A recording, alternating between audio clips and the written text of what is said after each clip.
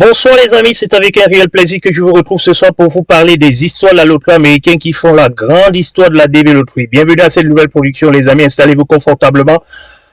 Nous sommes là pour notre vidéo de fin du mois. Vous savez très bien que en début du mois, nous avons à vous apporter une information particulière sur la prédiction du prochain Visa Bulletin. Cela sera le prochain Visa Bulletin, ça tombera entre le 8 et le 15. Comme on l'a toujours dit, au 12 du mois pour les interviews du mois de février. Ça va être très bien que ceux du mois de janvier beaucoup de personnes ont déjà eu des lettres et ils sont prêts à passer leur interview en janvier. Et ça, c'est une très bonne nouvelle pour certaines personnes. Nous disons félicitations à toutes ces personnes parce que cette vidéo d'aujourd'hui, elle consiste justement à vous apporter un certain nombre de lumière, voilà, disons comme ça, de lumière sur les informations qui concernent la réception des secondes lettres. Il y en a qui nous contactent et qui nous demandent pourquoi nous n'avons pas eu de secondes lettres, nous ne pouvons pas rentrer, nous ne pouvons pas imaginer, nous ne pouvons pas faire de l'imagination sur ce qui est à l'origine de la non-réception de votre seconde lettre. Nous ne pouvons pas. Il faut être partenaire de la Growth Report Company pour que nous sachions, premièrement, si votre DS a été effectivement soumis. Secondo, est-ce que vous avez un dossier, un projet d'immigration qui est faisable, qui est utilisable, qui ne rentre pas en adéquation avec les besoins de l'immigration ou alors les besoins des process dans l'immigration américaine au niveau de cela. Sachez-le les amis, nous sommes revenus sur Terre parce que ça va dans tous les sens. Tout le monde sait que notre président est arrivé et qu'il va fermer ci, il va fermer ça. Je vous ai dit, faites attention avec les fake news parce que les fake news, vous en aurez beaucoup. À chaque fois, on vous dira qu'il a décidé ceci, il a vite fait ceci, il a fait cela. Parce que aujourd'hui, effectivement, il a carte blanche pour faire tout ce qu'il veut. Mais nous pensons que le fait qu'il a d'abord passé 4 premières années difficiles, tout autour de lui, il va prendre beaucoup plus de temps. Il a certainement été également brefé sur les différentes erreurs de son échec parce que c'est un homme d'affaires dans un premier temps et les hommes d'affaires ce sont des personnes qui osent toujours et qui apprennent toujours de leur échec. Nous croyons donc que le mandat de cette année ne sera pas comme le mandat de l'année 2018 à 2020. Sachez-le très bien, de 2018, je vais dire à 2016 à 2020. Ça ne sera pas pareil. Nous pensons très bien qu'il y aura une très grande différence. La preuve, c'est que depuis qu'il a été nommé, il n'y a pas eu de fanfare comme à la première élection. À sa première élection, il y avait eu tellement de fanfares. Il y a également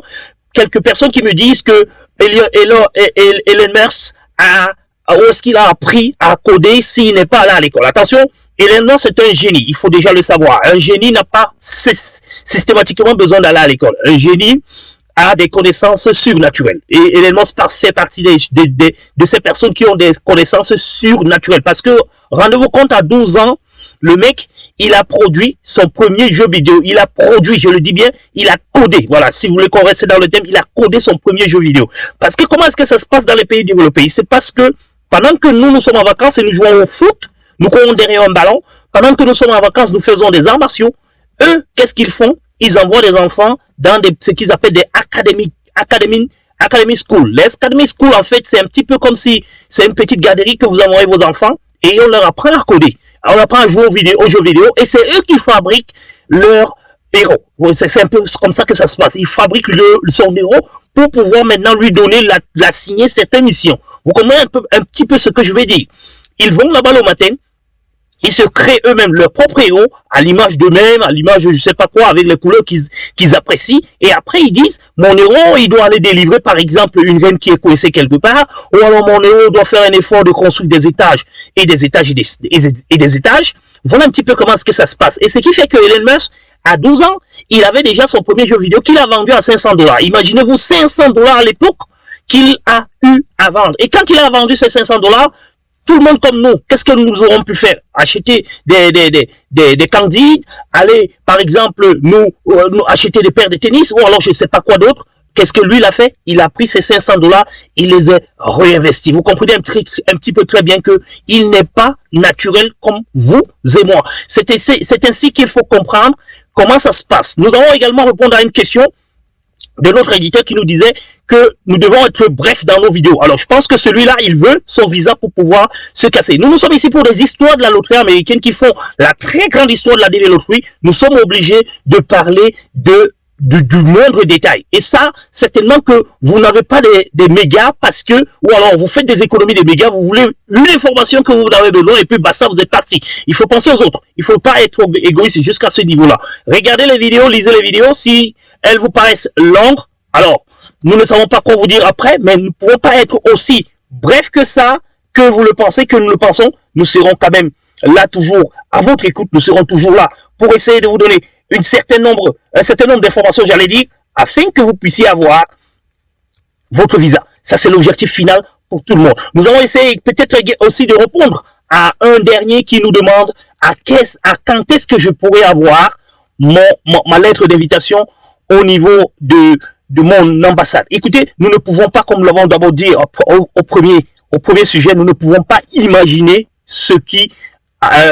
quelle est la date à laquelle vous pouvez avoir votre seconde lettre. Ce que nous pouvons vous dire tout simplement, c'est suivre les visas bulletins. Ça, c'est la première chose. Vous suivez les visas bulletins, vous essayez de vous rassurer que vous êtes dans le cut-off, et en ce moment-là, la question peut se poser, peut être répondue. Pour le moment, nous ne pouvons pas nous limiter à ce niveau. Mais ce que nous vous disons, tout simplement, si vous n'avez pas besoin de vous casser la tête avec toutes ces questions-là, ne faites pas comme toute la panoplie des personnes qui viennent nous voir.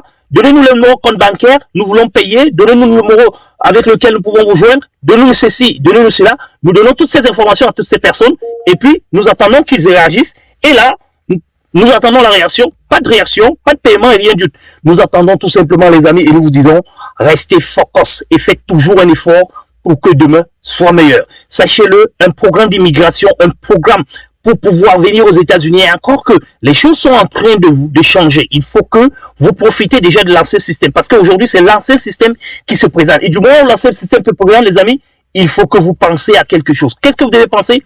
Pensez à passer, à traverser avant qu'il y ait changement. Parce que si le changement vous trouve juste au niveau de la traversée, vous risquerez de chavirer. C'est un conseil d'amis, c'est un conseil d'espère, c'est un conseil d'expérience aussi, je le dirai aussi, de l'expérience aussi dans la multitude des choses qui nous arrivent toujours dans la vie, les amis. Faites un effort de mettre toutes les chances de votre côté et à partir de là, vous aurez la possibilité de pouvoir avancer. Nous avons donc voulu vous présenter ici, l'ensemble des informations dont vous avez besoin pour pouvoir vous rassurer. Voilà, c'est ça que nous avons objectif sans visa cette année, malgré les perturbations que nous estimons vers la fin, mais nous pensons quand même que nous pouvons quand même toujours être au niveau des 100 visas. Nous courrons toujours derrière ces 100 visas-là que nous avons besoin. Nous avons ici l'ensemble de nos partenaires, et comme nous l'avons dit la dernière fois, le Cameroun qui raccroche en tête. Pourquoi? Parce que nous avons déjà un bureau ouvert au Cameroun, malgré que nous avons encore des difficultés avec nos employés de ce côté pour essayer de nous faire, d'avoir un petit peu ce qu'on appelle la culture de la GSC. Nous essayons de inculquer cette culture. Nous n'arrivons pas toujours. Nous allons également essayer d'ouvrir des agences un petit peu partout. Nous allons vous dire des pays qui seront favorables avec des personnes que nous allons devoir rencontrer pour pouvoir vous apporter cela. Donc ici et seulement ici, sachez-le que le prochain visa bulletin pourra nous permettre peut-être de pouvoir avoir déjà notre ami de l'Angola, 31 000, déjà qui a soumis son visa. Parce que ça, il faut le savoir déjà, la visa a été soumis, la DS-260, pardon, pas le visa, mais le DS-260 a été soumis et il a la quête de 3 visas. Lui, son enfant et son épouse. Il a quelques difficultés dans le dossier qu'il a actuellement, mais nous allons corriger tout ça parce qu'il a